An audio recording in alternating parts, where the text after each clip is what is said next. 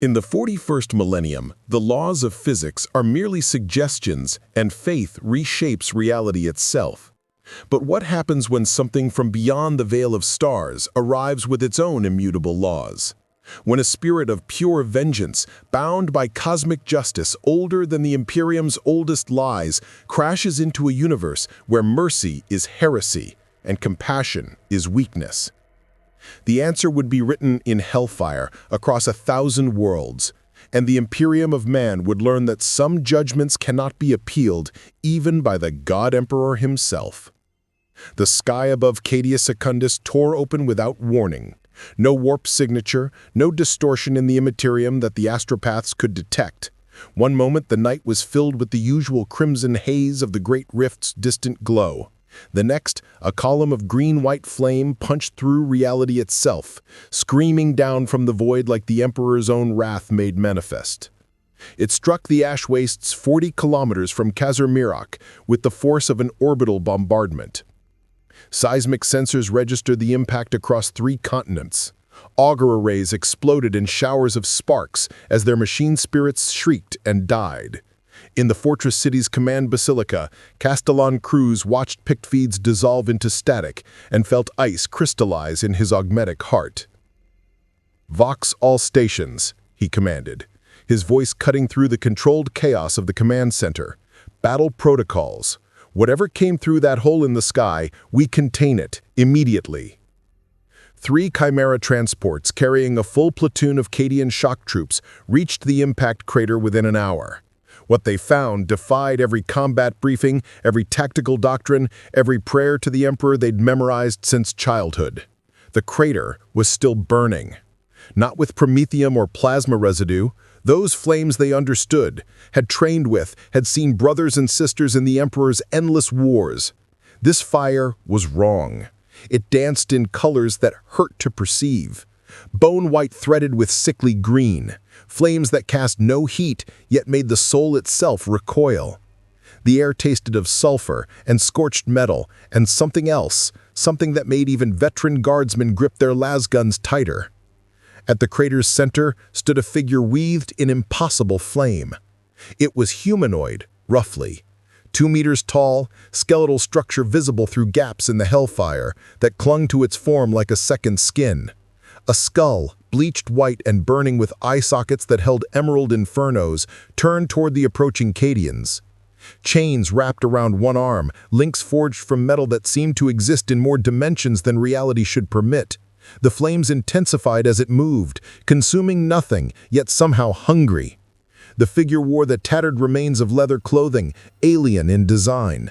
On its skeletal chest, barely visible through the fire, was a symbol that made the platoon's priest involuntarily make the sign of the Aquila, a flaming skull grinning with terrible purpose. Sergeant Vashon, 30 years in the Guard and veteran of the Desolin campaign, had seen demons claw their way out of the warp. He'd fought corrupted traitor marines and Xeno's horrors that defied description. His hand stayed steady as he activated his Vox bead. "Command, this is Vashon.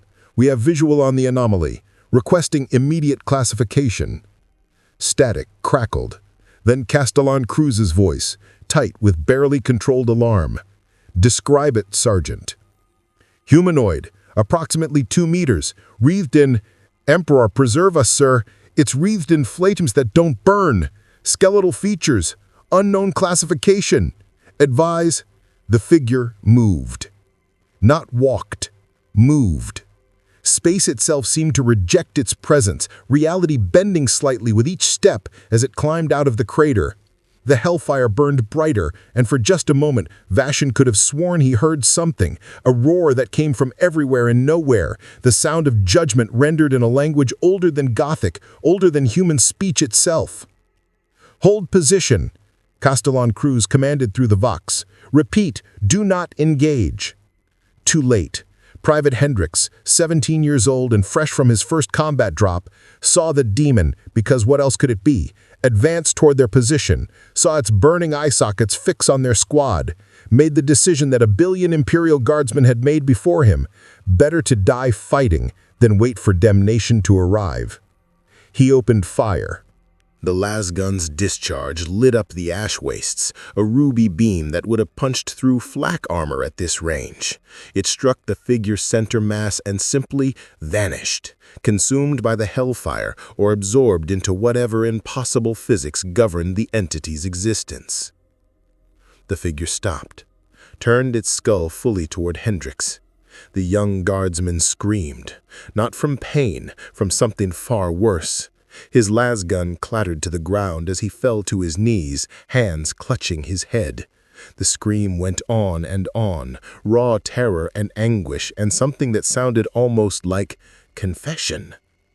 "I didn't mean to. The commissar said they were traitors. The children were just— Emperor, forgive me. I didn't know they were—" Vashtin grabbed the boy, tried to pull him back, but Hendrix wouldn't stop, couldn't stop. Words tumbled out in a torrent. Every sin, every compromise, every order followed without question on a dozen worlds.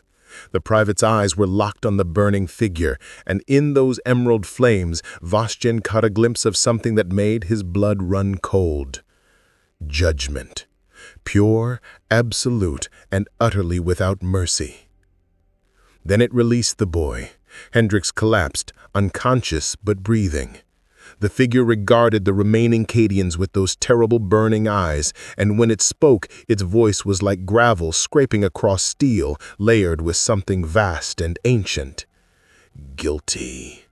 One word, but it carried the weight of cosmic law, of verdicts rendered across realities, of sins weighed and found wanting. Vashtin's finger tightened on his lasgun's trigger, but training overrode instinct. "Stand down, his squad." To the figure, "Identify yourself. By the authority of the God Emperor of mankind, you will—" "Your Emperor."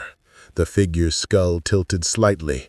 The flames pulsed, and for a moment Vashtin saw something in their depths, suffering beyond measure, worlds burning, populations ground to dust beneath the treads of war machines blessed in the Emperor's name. The chains on its arm rattled, links heating from dull metal to red-hot in an instant. "I am vengeance. I am judgment. I am the spirit that rides where sin festers." The flames roared higher, and Vashtin's auspex exploded in his hands. "And this galaxy drowns in guilt." 3 more chimeras crested the ridge, their multi-lasers tracking the figure. In orbit, a strike cruiser altered its trajectory, lance batteries charging. Across the Vox network, 1,000 voices demanded orders, protocols, tactical analysis. But Castellan Croix, watching through picked feeds that barely functioned in the presence of the entity, understood with horrible clarity that the Imperium had just encountered something it had no protocol for. Not a demon, this figure radiated wrongness, but not the specific taint of chaos. Not a Xenos, this was something else entirely. A judge, a jury, an executioner from beyond the stars. And it had just pronounced the Imperium guilty. If you crave stories of cosmic collisions and impossible heroes, smash that subscribe button. The Emperor protects those who bear witness to the dark millennium. Because what comes next will test every belief, every compromise, every necessary evil that keeps humanity's dying light burning in the darkness. Ghost Rider had come to the first 41st millennium, and vengeance, it seemed, was universal. The Inquisition arrived before dawn. Not in force, they never did when subtlety mattered, but with the kind of precision that had kept the Imperium's most powerful organization operational for 10 millennia. A single Aquila lander, black hull unmarked save for the III emblazoned in crimson on its prow, descended through Cadia Secundus's ash-choked atmosphere and settled on the landing field outside Kaz Marak. Inquisitor Verimith of the Ordo Hereticus emerged flanked by 2 crusaders in ornate power armor and a hunched figure whose psychic hood crackled with barely restrained power. She was tall, augmetic eye glowing amber in the pre-dawn gloom, and her face bore the kind of scars that came from a lifetime of rooting out humanity's corruption from within. She'd burned 17 worlds clean, condemned 3 billion souls to the pyre, signed execution warrants for planetary governors, cardinals, and Space Marine chapter masters alike. And as she reviewed the picked captures of the burning figure in the ash wastes, she felt something she rarely experienced: uncertainty. "Castellan Croix," she said without preamble as she strode into the command basilica. Officers snapped to attention, but she waved them off with irritation. "Show me everything." The hololithic display flickered to life, grainy images of Ghost Rider standing at the crater's center. The flames were captured only partially by the recording equipment. Wherever the fire touched the picked feed, data corrupted into static and geometries that shouldn't exist in three-dimensional space. "It spoke," Croix said, his augmetic hand clenching. "Used Gothic, claims to be vengeance incarnate. My men who got close, those who survived, report sensations of overwhelming guilt. Private Hendricks was comatose for 3 hours, confessing to actions on previous deployments." "Chaos corruption?" Verameth's tone was clinical. "Negative. We've tested. No warp taint, no Geller field disruption. The entity registers as blank. Not a blank, not a pariah, but absent, as if it exists outside the Immaterium's influence entirely." That made Verameth's other eye, the human one, narrow. "Impossible." "I've served on Cadia for 30 years, Inquisitor. I've learned that impossible simply means we haven't updated our tactical doctrine." He gestured to the display. "It's contained itself to a 3-kilometer radius, hasn't moved since first contact, but every hour the flames grow brighter. Whatever it is, whatever it wants, we're running out of time to respond." Verameth studied the image, the skull face, the chains, the symbol on its chest, a burning skull that her savant mind cross-referenced against 17,000 forbidden texts in her neural archive. No matches. This was something genuinely new, or genuinely old, old enough that the Imperium's records didn't reach back far enough to classify it. "I'll speak with it," she decided, alone. "Inquisitor, I must protest." Her gaze could have cut through ceramite. "Your protest is noted and overruled. If this entity is what I suspect, a weapon from the Dark Age, an old one's creation or worse, then it will respond to authority, or it will kill me. Either outcome provides actionable intelligence." She turned to her psyker, a withered man whose eyes had been burned out decades ago and replaced with augmetic sensors that saw the warp's currents instead of baseline reality. "Chevak, what do you sense?" The psyker's mechanical voice was a death rattle given electronic form. "Nothing, my lady. Where the entity stands, there is absence. Not the cold absence of a null field, but the absence of something that refuses to be observed by the Immaterium. It is as if the warp itself looks away." Verameth smiled without humor. "Then at least my soul is safe. Small comfort." The Chimera dropped her at the crater's edge 90 minutes later, dawn breaking bloody over the ash wastes. Ghost Rider stood exactly where the picked feeds had shown him, flames casting dancing shadows that moved independent of any light source. Verameth walked forward alone, her storm coat snapping in wind that carried the taste of sulfur and something else, hot metal, burning rubber, the acrid stench of a vehicle fire from a world that had never known the Emperor's light. She stopped 10 meters away, close enough to speak, close enough to die if this went poorly. "I am Inquisitor Adrian Verameth of the Order Hereticus," she announced, voice carrying across the wasteland. "By the authority vested in me by the High Lords of Terra and the God Emperor of mankind, I demand you identify yourself and state your purpose in his domain." Ghost Rider's skull turned toward her. Those emerald flames in his eye sockets burned brighter, and Verameth felt their gaze like a physical weight. Her augmetic eyes targeting reticule flickered and died. Her vox bead hissed with interference. "Authority," the word rolled out like distant thunder. "You claim authority over domains built on graves, cities raised on bones, an empire of corpses worshipping a corpse god." Verameth's hand didn't move toward the plasma pistol at her hip. Heresy is expected from the ignorant, but you're not ignorant, are you? You see, you know. The question is, what are you? The flames pulsed. Ghost Rider took a step forward, chains rattling. I am the spirit of vengeance. I am the rider of the burning road. I judge the guilty. I punish the wicked. Another step. And in all my existence, across all the hells I've ridden through, I have never seen a galaxy so drowning in sin. Sin. Varamith's laugh was bitter. We are humanity's last defenders from extinction. Every world burned, every population culled, every sin you perceive, these are the prices we pay to survive. Do you understand what stands beyond the borders of the Imperium? Chaos, entropy, annihilation. We do what must be done. Necessary evil. Ghost Rider's voice carried a weight of ages. The excuse of tyrants since time began. But I do not judge intentions. I judge actions. And your actions...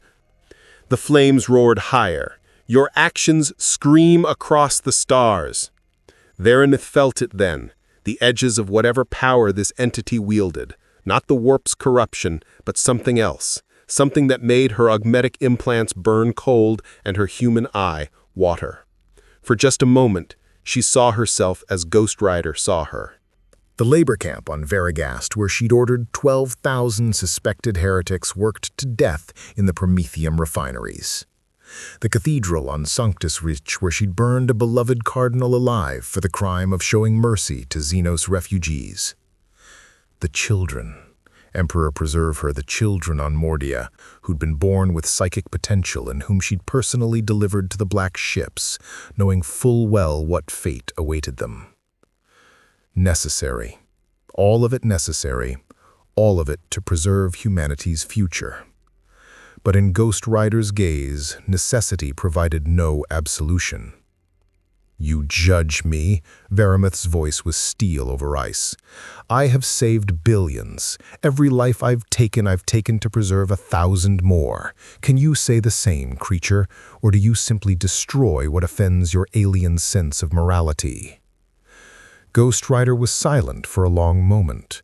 The flames dimmed slightly, and Varamith saw something in his posture. Not doubt, but consideration.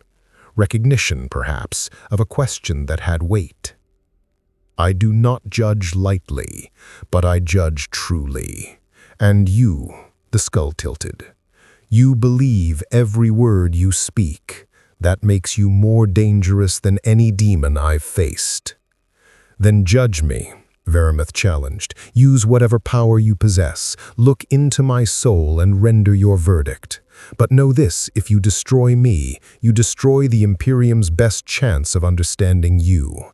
And what the Imperium doesn't understand, it eradicates. Virus bombs, cyclonic torpedoes, exterminatus protocols that will turn this world to ash and slag.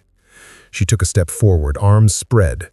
So go ahead, spirit of vengeance, judge me. But understand that my death sentences this world and everyone on it. 10 billion souls, including the child in Khazar Myrek who prayed to the Emperor this morning for her father to return from the front lines. Including the Medicae who worked 18-hour shifts to save wounded guardsmen. Including the thousands who know nothing of the Inquisition's dark necessities. You would use them as shields? Ghost Rider's flames flickered with something that might have been anger. I would use them as proof that context matters. That your cosmic justice, however pure, however absolute, cannot account for the reality of survival in the 41st millennium. Varamith lowered her arms. Then judge this. What is the greater sin? My necessary cruelties that save billions, or your absolute judgment that might doom them? The silence stretched. In the distance, Varamith could hear the rumble of armor columns taking position. The Castellan, prudent man, was preparing for the worst. If she died here, if this entity proved hostile, Cadia Secundus would become a battlefield. Ghost Rider's chains clinked as he shifted weight. You speak of survival, but I have seen your Imperium's works written across this world's surface. The labor camps, the executions, the quotas that grind humans to dust for the crime of insufficient faith. The flames intensified. This is survival? This is worth preserving? Yes, Varamith's answer was immediate, because the alternative is worse, infinitely worse. You don't know chaos. You don't know what waits in the warp, hungering for every human soul. You don't know the tyrannids that devour galaxies, or the ancient machines that wake to murder all life, or the twisted kin who sold their souls for promised power. She stepped closer, close enough now that the flame's heat, or lack of it, made her skin prickle. Judge me if you must, but before you do, judge them too. Judge all of it. Because we don't have the luxury of clean hands in the 41st millennium. We only have the luxury of survival. Ghost Rider regarded her with those burning eyes, and slowly, the flames began to dim. You are guilty, he said quietly, but you know you are guilty. That is something. The skull turned toward the horizon, where Khazar Myric's spires pierced the dawn. Show me this Imperium you've built on bones. Show me if survival justifies damnation. Varamith released a breath she hadn't realized she'd been holding. You're willing to learn before you judge? I judge what is, but to know what is, I must see. Ghost Rider's flames stabilized at a low burn. You offer me context. Very well. Provide it. But know this, Inquisitor. If your Imperium is merely tyranny clothed in necessity's robes, I will burn it regardless of consequence. Varamith activated her Vox speed. Croix, stand-down combat protocols. The entity is cooperative, for now. She fixed Ghost Rider with her augmentic eye. You'll have your context, but I warn you, what you learn may not provide the clear answers you seek. I do not seek answers, I seek truth, and truth, Inquisitor, is what I always find. As the sun rose fully over Cadia Secundus, casting red light across ash waste stained with a century of war, the Imperium of Man and the Spirit of Vengeance reached an uneasy accord. Ghost Rider would walk among humanity's defenders, would see their wars, their sacrifices, their terrible necessities, and when he had seen enough, he would render judgment. The only question remaining was whether the Imperium would survive the verdict.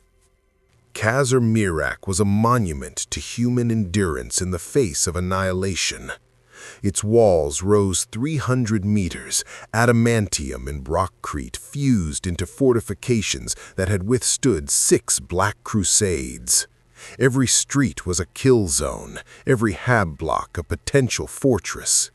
10 million souls lived within its walls, and every single one of them, from the generals in their command bunkers to the rat skinlers scraping fungus from the underhive, understood their purpose.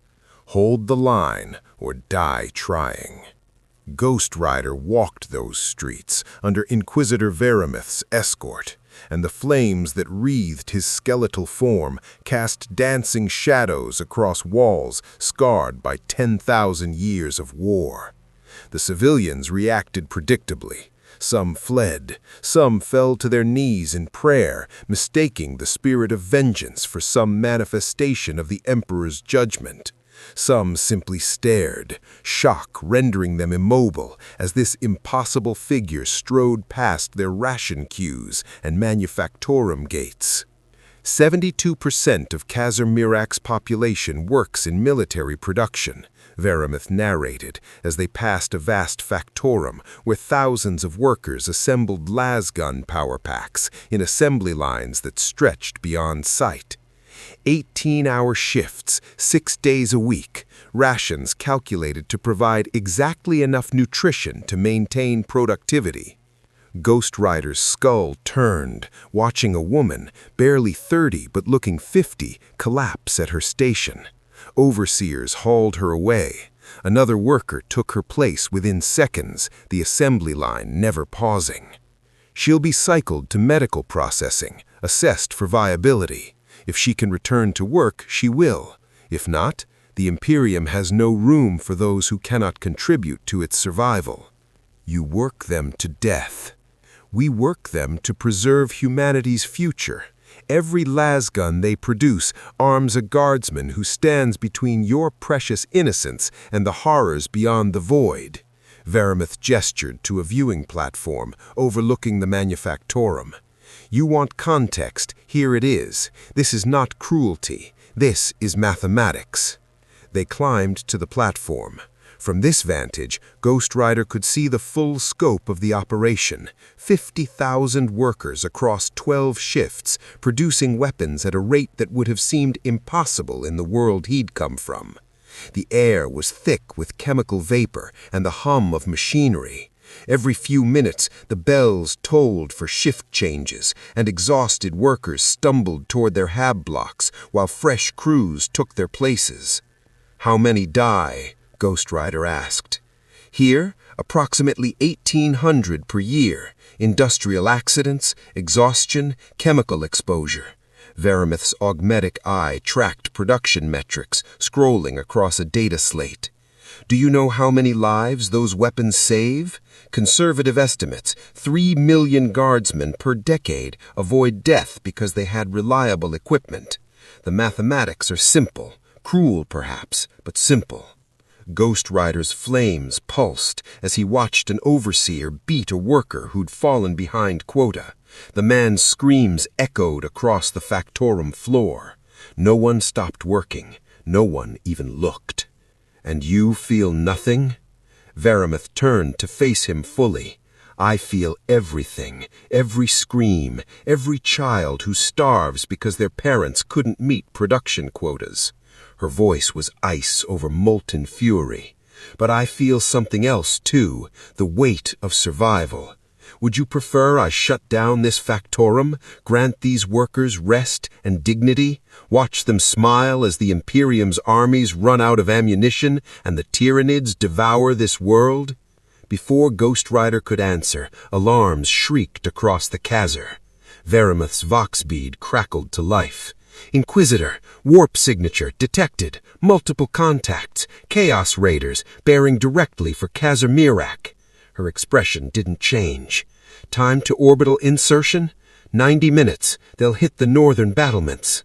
Scramble all defense forces. I'm moving to observation position." She glanced at Ghost Rider. "You wanted to see the Imperium's necessities? Now you'll see what we defend against." The observation bunker was embedded in the Khazar's highest spire, armored glass providing panoramic views of the ash wastes beyond the walls. Ghost Rider stood beside Varamith and Castellan Croix as the tactical display lit up with enemy contacts. 7 Chaos dropships, bearing the marks of the Flayed Hand warband, traitors who turned 10 millennia ago. They raid for slaves and sport. They'll kill everyone they can reach and corrupt the rest. On the display, the dropships screamed down through the atmosphere, their hulls decorated with obscene symbols that made Ghost Rider's flames burn brighter. He could feel them even from this distance, the taint of chaos, the corruption that turned men into monsters. It was different from the demons he knew, yet somehow familiar. Evil, wearing different skin, but serving the same darkness. "Why here?" Ghost Rider asked. "What do they want?" "Does it matter?" Varamith's tone was bitter. "Chaos needs no reason beyond malice. But if I were to guess, they want to test our defenses, probe for weakness, and if they breach the walls, they'll slaughter civilians until we're forced to commit forces we can't spare from the front lines." The first dropship touched down 5 kilometers from the northern battlements. Boarding ramps slammed open, and things that once were human poured out. Chaos Space Marines in power armor decorated with flayed skin and brass icons. Cultists by the hundreds, their bodies twisted by mutation. And something else. Ghost Rider's flames roared as he sensed it. Demon engines, machines possessed by warp entities, their cannons already tracking towards the Khazar.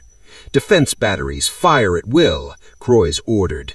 The Khazar's walls erupted with light. Macro cannons spoke thunder, their shells arcing across the ash wastes to detonate among the raiders. A dropship exploded in a fireball, visible even from the bunker. Dozens of cultists vanished in the bombardment. But it wasn't enough. The Chaos Space Marines advanced through the firestorm with contemptuous ease, their armor shrugging off impacts that would have liquefied baseline humans. The demon engines returned fire, plasma bolts hammering the Khazar's void shields, and behind them, Ghost Rider saw more movement. Thousands of cultists, armed with autoguns and chain weapons, and mad faith in dark gods. "They'll reach the walls in 20 minutes, Croix said. "Estimated enemy strength, 12 Chaos Space Marines, 60 cultists, 3 demon engines. Against our northern sector garrison." "Insufficient," Varameth finished. She turned to Ghost Rider. "This is what the Imperium faces, every day, on 1,000 worlds. These are traitors who abandoned humanity for power, who torture and murder and corrupt everything they touch. They are not misunderstood. They are not redeemable. They are evil, absolute and consuming." Ghost Rider watched the Chaos forces advance, felt the taint rolling off them in waves. These were not the sins of necessity or survival. This was malice given form, cruelty for its own sake. The cultists screamed prayers to gods that answered with madness. The Space Marines laughed as they gunned down automated defense servitors. "You judge sin," Varameth pressed. "Judge them. Tell me, does your vengeance make distinctions, or does it burn all guilt equally?" The spirit of vengeance within Johnny Blaze's consciousness stirred, and Ghost Rider's flames intensified until the observation bunker's interior blazed with green-white light. His chains began to rattle, heating to red-hot in an instant. "Guilty," he said, and his voice carried layers of certainty. "I feel their sins, murder, torture, corruption of innocence. They have chosen damnation freely and gleefully." "Then what will you do?" Varameth asked. "Stand here and observe, or act?" Ghost Rider turned his burning gaze on her. "You ask me to defend your Imperium?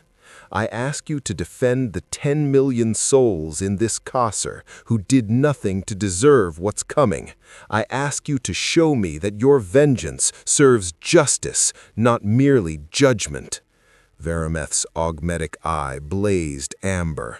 "Or was everything you said about truth and guilt merely words?" Silence filled the bunker. On the tactical display, the Chaos forces were 15 minutes from the walls. Khazar Myrak's garrison was moving into position, guardsmen with las guns facing traitor Space Marines who'd fought for 10,000 years. It would be a slaughter. Ghost Rider's flames dimmed for a moment, then blazed hotter than ever. "Open the gates." Croix blinked. "What?" "Open the northern gates," Ghost Rider repeated, his chains beginning to spin. "Let me through. Those sins will not reach your walls." Varameth studied him for 3 heartbeats, then nodded. "Castellan, do it." "Inquisitor, I must—" "Do it. That's an order." The northern gate ground open with a shriek of metal on metal. Ghost Rider stood in the opening, silhouetted against the ash wastes beyond, his flames casting a hellish glow across the killing ground. From the walls above, 5,000 guardsmen watched in stunned silence as the burning figure strode forward to meet the Chaos horde alone. The cultists saw him first. Some laughed, one creature against their thousands. Some screamed prayers to the dark gods, some simply charged, confident in their corruption and numbers. Ghost Rider raised his hand, and hellfire answered. It wasn't like Imperial flame weapons. It didn't consume flesh or melt armor. Instead, it burned something deeper, the soul itself, the core of guilt and sin that stained every cultist who'd embraced chaos. They fell screaming, clutching at wounds that didn't exist in physical space, their bodies untouched, but their spirits aflame with penance. A Chaos Space Marine, his armor decorated with the skulls of children, raised a bolter and fired. Ghost Rider's chain whipped out faster than thought, wrapping around the weapon and ripping it from ceramic gauntlets with contemptuous ease. The chain tightened, glowing white-hot, and dragged the traitor Marine forward. "Guilty," Ghost Rider said, and his gaze locked onto the traitor's eye lenses. The penance stare. Every sin, every murder, every atrocity committed across 10,000 years of damnation, Ghost Rider forced the traitor Marine to experience it all simultaneously. Every child's scream, every innocent's final prayer, every moment of suffering inflicted in the name of dark gods. The Chaos Marine collapsed, his mind shattered by the weight of his own evil. "What in the warp?" another traitor began, before hellfire consumed him. Ghost Rider moved through the chaos forces like a reaping angel, his flames burning sin from the universe, one cultist at a time. The demon engines tried to target him, but their corrupted machine spirits recoiled from his presence. He was anathema to chaos, in ways different from the Emperor's light. Not holy, not pure, but absolute in judgment. A sorcerer attempted to summon demonic reinforcement. The warp tear rent open, tentacles beginning to emerge from the tear in reality. Ghost Rider's chain wrapped around the sorcerer's throat and yanked him forward. The penance stare burned through psychic wards and warp-granted mutations, and the sorcerer's scream could be heard across the ash wastes. The warp tear collapsed. The demons fled back to the immaterial, unwilling to face the spirit of vengeance's judgment. Within 10 minutes, it was over. 60 cultists lay dead or catatonic, their sins burned from their souls. 12 Chaos Space Marines, warriors who'd fought since the Horus Heresy, reduced to sobbing wrecks, their minds broken by the weight of their own guilt. 3 demon engines, their possessing entities banished, stood silent and inert. Ghost Rider turned back towards Kasser Myrak, his flames dimmed but still burning. On the walls, 5,000 guardsmen stared in absolute silence. In the observation bunker, Inquisitor Verameth watched the thermal readouts and bioscans confirm what her eyes already told her. The Chaos Raid had been annihilated without a single shot fired from the Kasser's defenses. "Emperor preserve us," Croyce whispered. Verameth didn't respond. She was thinking, calculating. This entity, this Ghost Rider, had just demonstrated power beyond any Imperial asset short of a living saint or Primarch, power that could judge chaos itself and find it wanting. But that same power turned against the Imperium. As Ghost Rider walked back through the northern gate, his chains rattling with each step, Verameth made a decision. One that would determine whether the spirit of vengeance became humanity's greatest weapon or its ultimate executioner. She would show him everything, the full truth of the Imperium, its glories and its horrors, its necessities and its crimes. And then, when he rendered judgment, at least it would be an informed judgment. The question was whether the Imperium could survive being truly seen. The cathedral stood at Kasser Myrak's heart, a grotesque monument to faith and desperation. Its walls were built from the bones of martyrs, literally. Femurs and skulls fused with rockcrete, creating mosaics that depicted the Emperor's endless wars across 10,000 years. Stained glass windows showed scenes of imperial triumph, worlds burned clean of heresy, Xenos populations put to the sword, traitors hanging from nooses that stretched to the horizon. Inside, 10,000 faithful knelt in prayer. Ghost Rider stood at the cathedral's entrance beside Inquisitor Verameth, his flames casting dancing shadows across bone-white walls. The smell of incense couldn't quite mask the underlying scent. Old death, preserved and sanctified, turned into architecture. "This is the heart of imperial faith," Verameth said quietly. "The ecclesiarchy teaches that the emperor is divine. He watches over humanity from his golden throne, that every sacrifice, every death, every horror we inflict is holy work in his name."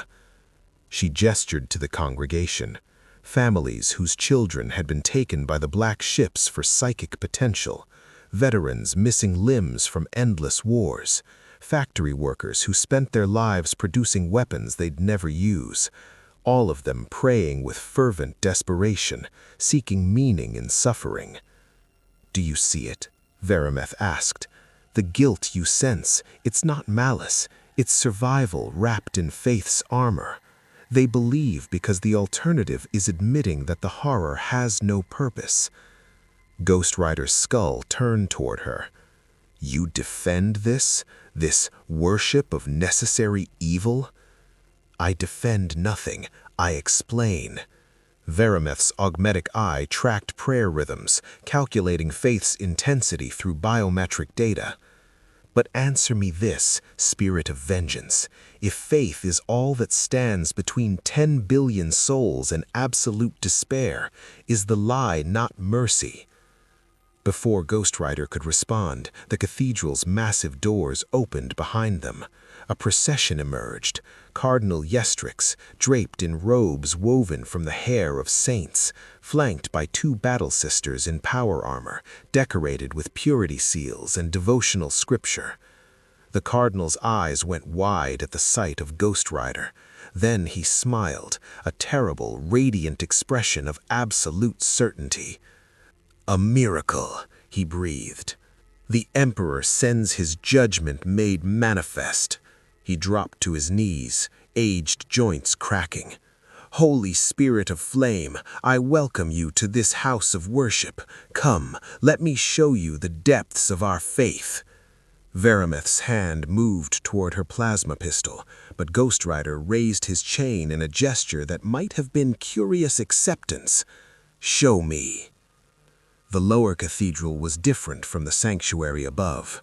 Here, in chambers lit by flickering lumens and the glow of stasis fields, the ecclesiarchy kept its relics. Bones of saints in crystalline cases, weapons blessed by the Emperor's own touch, or so they claimed.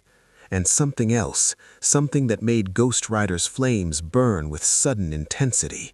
A torture chamber, pristine and sanctified. "The Chamber of Penance," Cardinal Yestrix explained with genuine reverence. "Here we bring those who have strayed from the Emperor's light, heretics, witches, those who harbor doubt." He gestured to the devices that lined the walls, racks and brands and implements whose purposes Ghost Rider recognized from countless hells across his existence. "You torture in your God's name," Ghost Rider said, and his voice carried an edge that made the battle sisters reach for their bolters. "We purify," the Cardinal corrected. "Pain cleanses, suffering brings enlightenment. Those who survive emerge renewed in faith. Those who die," he smiled, "die shriven of sin, their souls delivered to the Emperor's embrace." Verameth watched Ghost Rider carefully. This was the test, the moment where the spirit of vengeance would see the Imperium's darkest necessities laid bare and render judgment. Ghost Rider approached one of the torture devices, an iron maiden decorated with aquillas and prayer seals. His skeletal hand traced the spikes within, each one positioned to inflict maximum agony without immediately killing. The flames around his skull flickered through emotions Johnny Blaze could barely contain. Rage, disgust, and something else. Recognition. "I have seen this before," Ghost Rider said quietly. "Righteous torture, holy pain, evil wearing virtue's mask." He turned to face the Cardinal. "In every hell I've ridden through, in every dimension where suffering festers, there are always those who claim their cruelty serves a higher purpose." Cardinal Yestrix's smile never wavered. "But we do serve a higher purpose. Without faith, humanity falls. Without the Emperor's light, chaos consumes all. If torture preserves that faith, if pain keeps the darkness at bay, then you become the darkness." Ghost Rider's flames roared to full intensity. The Cardinal's expression finally cracked. "You dare judge the ecclesiarchy, we who have maintained humanity's faith for 10 millennia? Without us, the Imperium would have fractured into a billion cults, each one vulnerable to chaos corruption. We are the bedrock." "You are guilty." The words fell like a death sentence. Ghost Rider's chains rattled, heating to white hot. The Battle Sisters raised their bolters, but Verameth stepped between them and the spirit of vengeance. "Wait," she commanded. To Ghost Rider, "You judge the Cardinal, fine. He's guilty of torture, of cruelty, of using faith as justification for horror. But before you execute him, before you burn this cathedral to ash, answer one question." She gestured to the ceiling, to the sanctuary above, where 10,000 faithful still pray. "Without the ecclesiarchy, without the faith it maintains through whatever means necessary, what happens to them? When the next chaos cult promises power and pleasure, who teaches them to resist?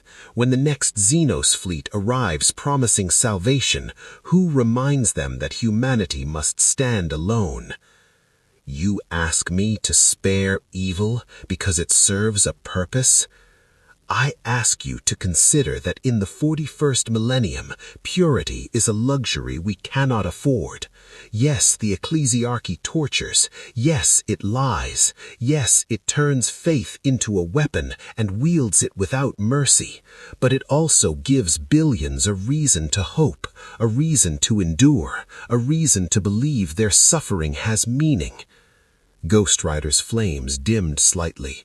His gaze shifted from the Cardinal to Verameth to the torture devices lining the chamber. When he spoke again, his voice carried layers of struggle, the spirit of vengeance warring with Johnny Blaze's human understanding. "In my world, such institutions would burn, without question, without hesitation." He paused. "But my world was not ending. It was not besieged on all sides by entropy made manifest. The mathematics are different here." Cardinal Yestrix found his voice. "Then you understand." "I understand nothing." Ghost Rider's skull snapped toward the Cardinal with such force that the old man stumbled backward. "I understand that you have built a prison of faith and called it salvation, that you torture in the name of love, that every prayer spoken in that sanctuary above is tainted by the blood spilled in this chamber below." The flames burned brighter. "You are guilty, Cardinal, irrefutably, absolutely. But," the word hung in the air like a blade about to fall, "but execution serves no purpose if it creates greater harm, if burning you burns hope itself." Ghost Rider's chain slowly cooled. "So I offer this. I will not kill you today, but I will remember.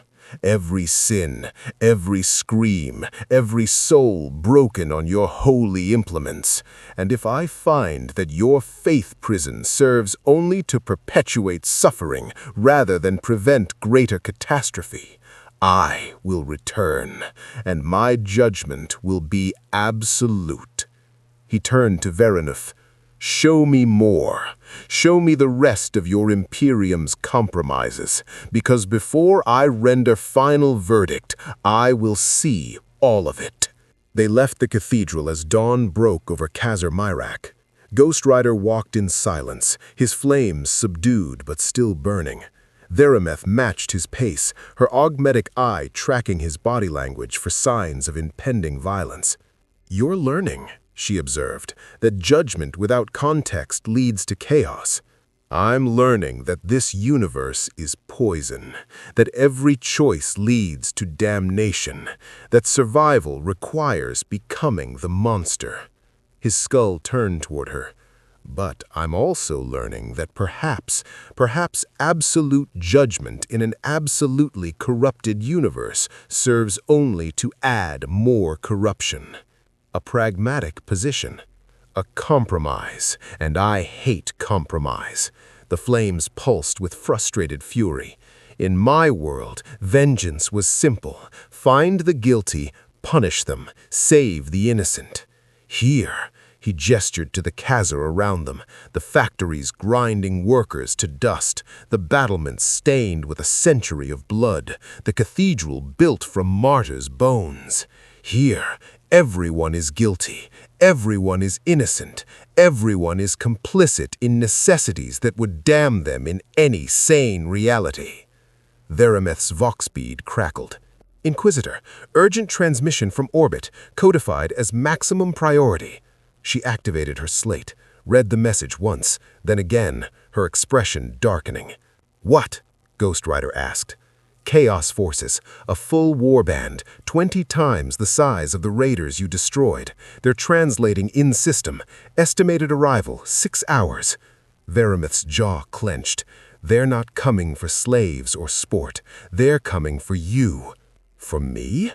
"You destroyed a chaos raid without losses, banished demons with a gesture, broke traitor Marines who'd fought since the heresy." Verameth's laugh was bitter. "Did you think the dark gods wouldn't notice? That they wouldn't want to test themselves against something that judges their servants and finds them wanting?" Ghost Rider's chains roared back to full intensity. "Let them come. I will show them what vengeance truly means." "It's not that simple." Verameth pulled up tactical displays. "This warband, the Crimson Prophets, they're led by a demon prince, formerly Captain Vex of the Wordbearers, ascended during the heresy itself. He's not like the Raiders. He's had 10,000 years to perfect the art of corruption and slaughter." She fixed Ghost Rider with both her human and augmetic eyes. "And he's bringing 20 Chaos Space Marines, 300 cultists, and demon engines that have devoured planets. If you face them alone, you might win, but Khazar Myrak will be caught in the crossfire. Millions will die. Then evacuate them. To where? This is Cadia Secundus. There is nowhere safe, nowhere that isn't already under siege or marked for invasion." Verameth stepped closer, her voice dropping to urgent intensity. "You want to judge the Imperium? Here's your final test. The Demon Prince is coming because of you, because you dared to stand against chaos. Every death that follows is consequence of your intervention." Ghost Rider silenced for a long moment. Then, "What are you suggesting?" "Fight with us, not for the Imperium. I know you won't pledge yourself to our corrupted institutions, but fight for those 10 million souls in this Khazar who are guilty only of being born into a nightmare universe." Verameth's augmetic eye blazed. "Or prove that your vengeance is merely another form of destruction, that judgment without mercy is just tyranny wearing a different skull." The spirit of vengeance and Johnny Blaze warred within Ghost Rider's consciousness. The spirit demanded absolute justice, uncomplicated by mortal concerns. But Johnny, human, flawed, capable of understanding that sometimes the lesser evil was the only choice available, saw the trap. If he fought alone and Khazar Myrak burned, he was complicit in those deaths. If he refused to fight and Chaos won, he was complicit in their damnation. and if he fought alongside the Imperium, he was complicit in all their sins, all their necessary evils, all their torture chambers and forced labor and faith prisons. There was no clean answer, no pure choice, only the mathematics of suffering. "I will fight," Ghost Rider finally said, "but not for your Imperium, for those who deserve better than to be collateral damage in God's games." His flames blazed with renewed purpose. "And when this is over, when the Demon Prince is ashes and his warband is scattered, you and I will have a reckoning, because compromise or not, context or not, the guilt remains, and eventually all debts come due." Verameth nodded once. "Then we have 6 hours to prepare. The Crimson Prophets are coming, and they will bring all the horrors of the warp with them." She activated her Vox bead, her voice carrying across every military frequency in the Khazar. "All units, battle stations, this is Inquisitor Verameth. In 6 hours, we face extinction or survival. Prepare accordingly. The Emperor protects." And Ghost Rider, watching the Khazar's defenders scramble to battle positions, felt the weight of his choice settle like chains around his burning soul. He had compromised, had chosen the lesser evil, had become complicit in the Imperium's survival. The spirit of vengeance screamed in protest, but Johnny Blaze knew with terrible certainty that sometimes the only way to judge evil was to stand against something worse. The Demon Prince was coming, and the 41st millennium was about to learn what happened when cosmic vengeance met eternal damnation. The Crimson Prophets translated into reality with the scream of torn space.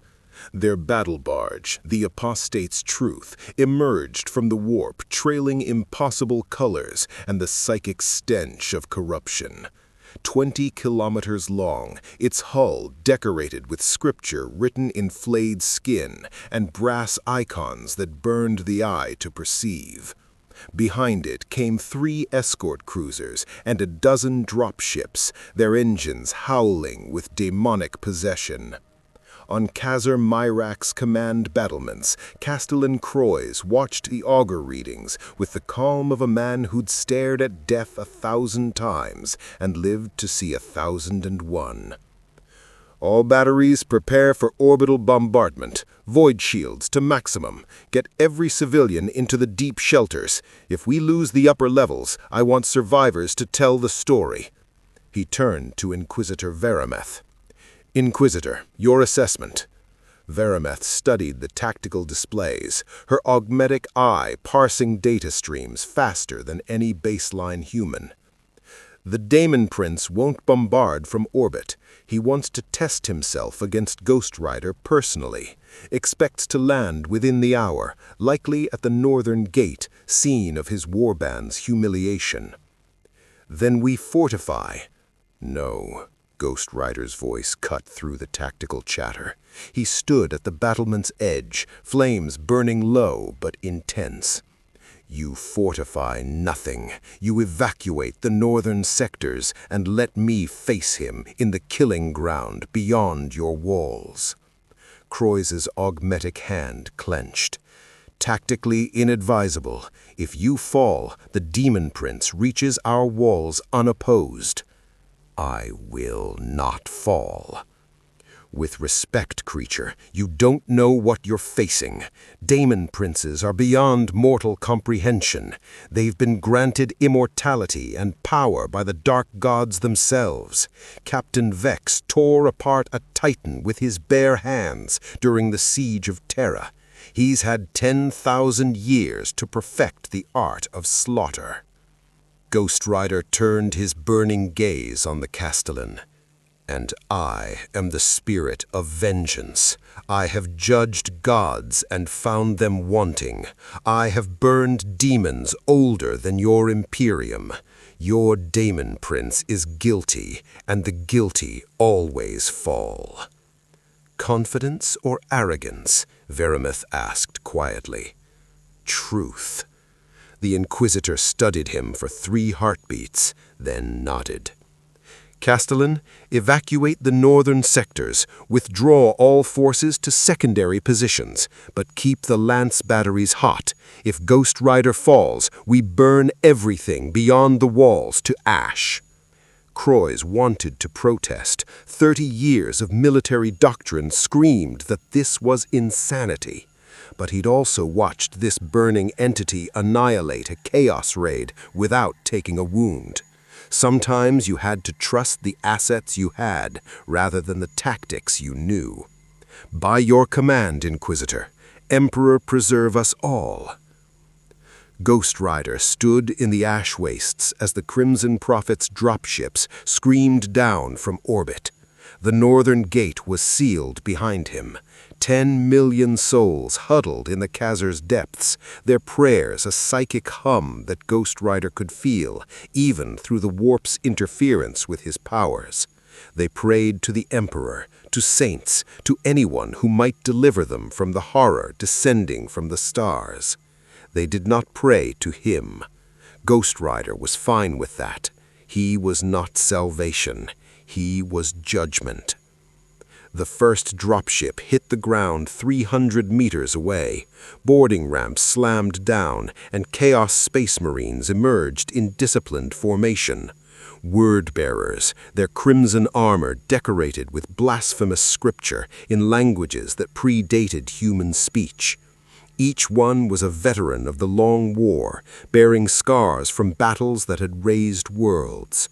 Behind them came the cultists, 300 mortals twisted by warp exposure into barely human shapes. Some had extra limbs, some had faces that split horizontally to reveal too many teeth. All radiated the taint of willing corruption, souls sold for promises of power and pleasure. And then the Daemon Prince descended. He was 5 meters tall, his armor fused with flesh that was no longer entirely physical. Wings of shadow and bone spread from his back, blotting out Cadia Secundus's red sun. In one clawed hand, he carried a sword forged from a daemon's spine, its edge weeping blood that evaporated into screams. His face, what remained of it, bore the 8-pointed star of Chaos Undivided, branded into the flesh. When he spoke, reality itself recoiled. So, the entity that shamed my warriors, the creature that dares judge the servants of the true gods. Demon Prince Vex's voice was layers of screaming souls compressed into words. I am vengeance. Vengeance, Vex laughed, and the sound made cultists' ears bleed. How quaint, how small. I have committed vengeance upon 1,000,000 worlds. I have enacted retribution that spans millennia. What could you possibly teach me about the nature of punishment? Everything. Ghost Rider's chain whipped out faster than thought, wrapping around the nearest Chaos Space Marine and yanking him forward. The warrior had time for one shocked curse before Ghost Rider's gaze locked onto his eye lenses. The penance stare. 10,000 years of sin, every atrocity committed since the Horus Heresy, every innocent murdered, every world burned, compressed into a single instant of absolute judgment. The Chaos Space Marine's scream could be heard across the ash wastes as his mind shattered under the weight of his own guilt. He collapsed, catatonic, guilty, judged, done. Demon Prince Vex's expression shifted from amusement to genuine interest. Interesting, a psychic attack that weaponizes guilt. Novel, but my warriors have long since abandoned such weaknesses as conscience. He gestured, and 5 more word-bearers opened fire with bolters. Mass reactive shells the size of a human fist howled toward Ghost Rider at supersonic speeds.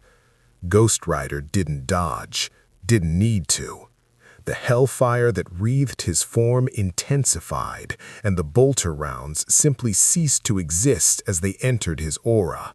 Not exploded, not deflected, erased, as if reality itself refused to allow harm to reach the spirit of vengeance. "My turn," Ghost Rider said. He charged, not with the superhuman speed of a space marine, but with something else, inevitability given motion. His hellfire blazed across the ash wastes, leaving burning trails that didn't fade. His chain became a whip of divine retribution, each strike finding a guilty soul and rendering judgment. A cultist tried to stab him with a chaos-blessed blade. The weapon passed through Ghost Rider's ribs without resistance, finding only fire and fury. Ghost Rider's skeletal hand closed around the cultist's throat, and hellfire poured into the man's body. Not burning flesh, burning sin itself. The cultist collapsed, his soul scoured clean, leaving only a husk that no longer knew why it had embraced damnation. 3 Chaos Space Marines converged on Ghost Rider from different angles, chain swords screaming.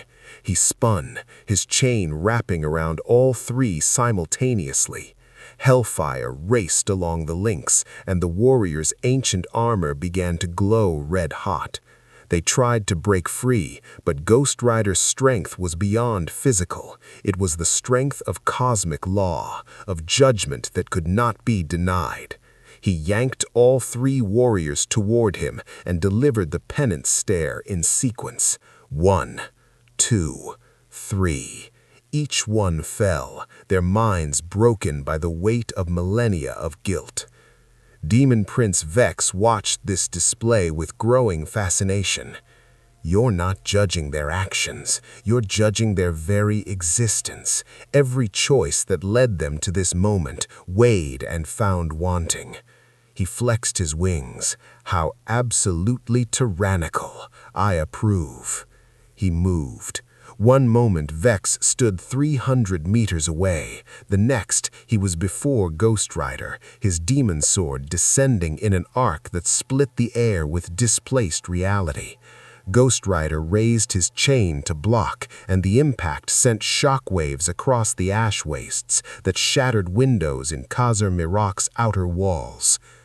You have power, Vex acknowledged, his sword locked against Ghost Rider's chain. But power without understanding is merely force. Let me show you what 10,000 years of damnation teaches. He released a psychic scream that would have liquefied baseline human brains. Ghost Rider's flames flickered as the attack hit, not weakening him, but forcing him to divert power to resist. Vex used that moment to strike again, his sword carving through Ghost Rider's ribcage. For the first time since arriving in the 41st millennium, Ghost Rider felt pain. Not physical pain, his body was hellfire and judgment given form, but the sword was forged from demon essence, and it cut at the spirit of vengeance itself, cut at the cosmic principle that powered Ghost Rider's existence. There his, Vex purred, the truth beneath the flames. You're not invulnerable. You're not unstoppable. You're just another self-righteous spirit pretending your violence is somehow more justified than mine. Ghost Rider's skull tilted, flames burning through pain. The difference, demon, is that my violence serves truth. Yours serves only hunger. And what is truth but consensus? Vex struck again, his sword opening another wound in Ghost Rider's essence. In this universe, might makes truth. Suffering defines reality. The strong devour the weak, and the gods laugh at mortal concepts of justice. He pressed his attack, each strike faster than the last. Ghost Rider defended with his chain, but the demon sword found gaps, each cut weakening the spirit of vengeance's connection to its power source. The hellfire dimmed, the chains slowed. On Khazar Mirak's battlements, Veramith watched through magnoculus and felt cold certainty settle in her gut. Ghost Rider was losing. "Prepare lance strike," she ordered quietly. "Inquisitor, he still, if the Demon Prince wins, we burn them both. I will not let that monster reach our walls." But Ghost Rider heard none of this. He was focused entirely on Demon Prince Vex, on the corrupted warrior who'd spent 10 millennia perfecting the art of slaughter. The spirit of vengeance raged within him, demanding absolute judgment. But Johnny Blaze, human, fallible, capable of tactics beyond simple rage, recognized the truth. He couldn't win through force alone. So he did something the spirit of vengeance rarely attempted. He spoke. "You claim might makes truth," Ghost Rider said, deflecting another strike. "But the gods you serve require worship, who need your faith to maintain their power. What does that say about their might?" Vex paused for just a moment. "Philosophical debate now? You said you were curious what I am. I'll tell you." Ghost Rider's flame stabilized, drawing power not from rage, but from certainty. "I am the consequence of choice. You chose damnation, not because you were forced, not because you had no alternative. You chose it freely, knowing exactly what it meant. I chose power. You chose guilt." Ghost Rider's chain shot out, faster than before, wrapping around Vex's arm. "Look at me," Ghost Rider commanded. "I will not. Look at me." The penance stare hit Demon Prince Vex with the force of a collapsing star. 10,000 years of atrocity. Every world burned, every innocent slaughtered, every betrayal of oaths sworn in the Emperor's name. Every moment of the long war, every compromise with chaos, every piece of his soul sold for power, all of it compressed into a single eternal instant. But Vex was no ordinary traitor. He was a demon prince, ascended by the dark gods themselves. He'd had 10,000 years to bury his conscience, to justify his choices, to transform guilt into fuel for his corruption. Almost enough. The penance stare found the core of him, the moment of first betrayal on Istvan V, when he'd turned his bolter on brothers who'd trusted him. Found the exact instant when Captain Vex of the Word-Bearers had chosen damnation, not because he believed in chaos, but because he wanted to survive, because he'd been afraid. That moment of weakness, preserved through 10 millennia of self-justification and corruption, burned now in Ghost Rider's judgment.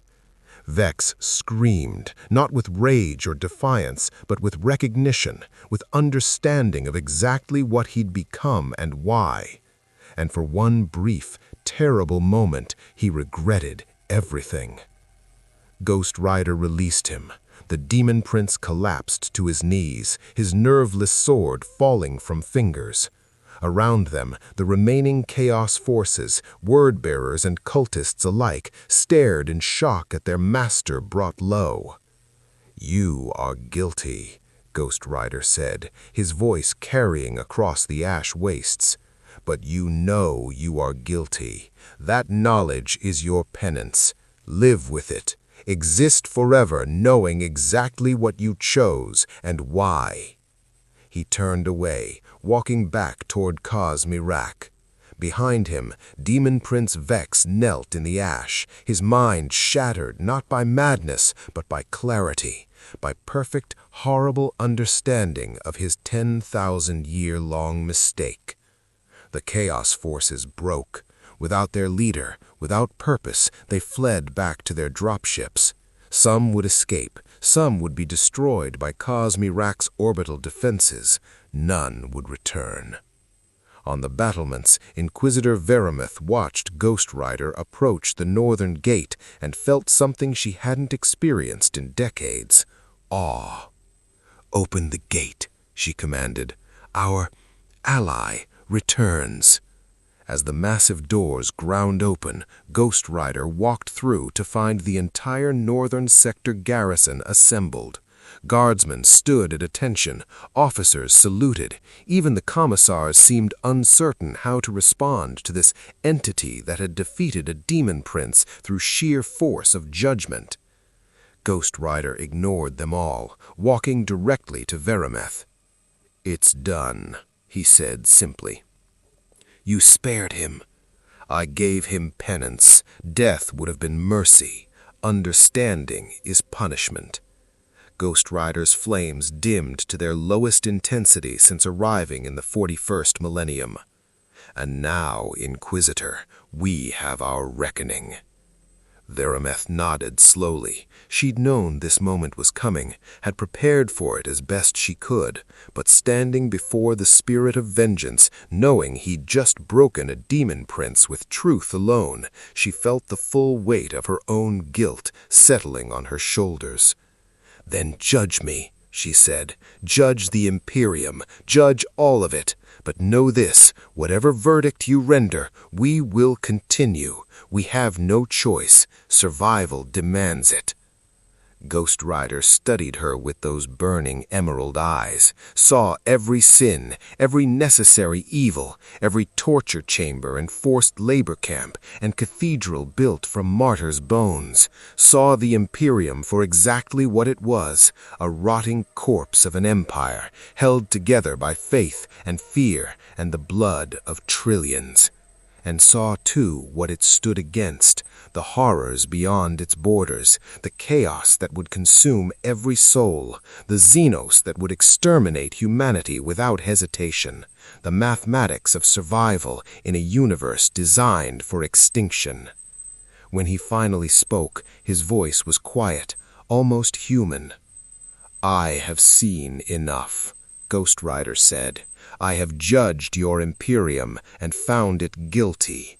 Guilty of every crime imaginable. Guilty of turning necessity into virtue and calling damnation holy." Verameth's hand moved toward her plasma pistol, prepared to die fighting. "But," Ghost Rider continued, "I have also seen what you face, have stood against the same chaos that besieges you, and I understand, though it burns me to admit it, that in this universe, purity is extinction, that the only way to preserve even fragments of innocence is to wade through oceans of guilt." His flames pulsed once, twice. "So I will not burn your Imperium, will not execute its defenders, will not render the judgment it so richly deserves." "Then what will you do?" Verameth asked. "I will walk among you, judge the guilty when I find them, defend the innocent when I can, but I will not pretend that compromise absolves sin. Every death remains a death, every torture remains a crime. The mathematics of necessity do not erase the weight of guilt." He turned to look at Cosmirac, at millions sheltering within its walls. "Your Emperor may protect you from external threats, but I will protect you from yourselves, from the moment when necessary evil becomes unnecessary cruelty, from the instant when survival's mathematics become tyranny's excuse." Ghost Rider's chains rattled one final time. "I am the spirit of vengeance, and in the 41st millennium, where everyone is guilty and everyone is innocent, I will be the line between the two, the judge who remembers that even in hell, justice must mean something." Verameth released a breath she hadn't realized she'd been holding. "And if we cross that line?" Ghost Rider's flames blazed bright once more, casting his shadow across the Ka's walls like a promise and a threat. "Then I will burn you all, Emperor, Imperium, Chaos, and everything in between, because some debts can only be paid in hellfire, and eventually, Inquisitor, all debts come due." He walked past her, into Cosmirak's streets, where millions of souls waited to learn whether judgment had arrived to save them or damn them. The answer, as with everything in the 41st millennium, was both. In the months that followed, reports began to circulate through inquisitorial networks, fragmentary, often contradictory, but consistent in their core details. A burning figure walking the Imperium's darkest corners, appearing at labor camps where overseers had crossed from necessity into sadism, leaving those guilty parties catatonic with the weight of their sins. Manifesting in torture chambers where inquisitors had forgotten the difference between extracting truth and inflicting cruelty for its own sake. Standing against chaos incursions with hellfire that burned demons and traitors alike. Some called him the Emperor's judgment made manifest. Others whispered he was a Xenos weapon or warp entity, barely controlled and liable to turn on humanity at any moment. The ecclesiarchy debated whether to canonize him as a living saint or declare him heretical abomination. Inquisitor Verameth, when asked for her assessment, would simply say, "He is what he claims to be, vengeance." And perhaps that's what the Imperium needs, not another defender of its institutions, but a reminder that survival does not excuse everything, that necessary evil is still evil, that the mathematics of suffering must balance eventually. On Cadia Secundus, in the ash wastes where Ghost Rider had first arrived, a shrine was built, not by official decree, but by the guardsmen who'd watched him face a demon prince alone. They called it the Chapel of Penance, and they came to pray not for forgiveness, but for the strength to remain human even in hell. And somewhere in the galaxy's darkness, Ghost Rider rode on. His hellfire burned against the night, a reminder that even in the 41st millennium, where mercy was weakness and compassion was death, justice could still exist. Not clean justice, not pure justice, but justice nonetheless. For in a universe where everyone was guilty, someone had to remember that guilt still mattered, that the weight of sin didn't disappear simply because survival demanded it, that compromise, however necessary, was still compromise. Ghost Rider would be that reminder, would walk the line between survival and damnation, judging when judgment was needed, defending when defense was warranted, and burning when the mathematics finally tipped from necessary evil into unnecessary cruelty. The Imperium of Man would continue its 10,000-year decline. The Emperor would remain enthroned in eternal suffering. Chaos would keep clawing at reality's edges, and the spirit of vengeance would ride among them all. Not savior, not destroyer, but something the 41st millennium had almost forgotten existed. Conscience. A conscience wreathed in hellfire and wielding cosmic judgment, perhaps, but conscience nonetheless. And in the grim darkness of the far future, where there was only war, that was perhaps the most revolutionary thing of all. The Emperor protects. More stories await.